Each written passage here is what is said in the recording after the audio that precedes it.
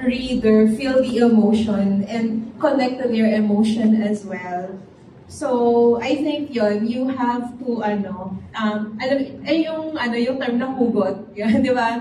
Ayun, di ba? Kasi kung papansinin mo, especially sa social media, yung mga nagva-viral, it's more of the poem or mga writings kung saan nakaka-relate yung viewer sa kanila.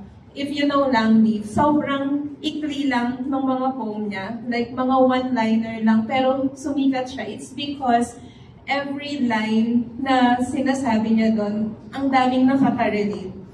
So, iyon yung isang insight na pwede kong maibigay sa'yo about your writing. Pero overall, it's really good. Siguro it's more of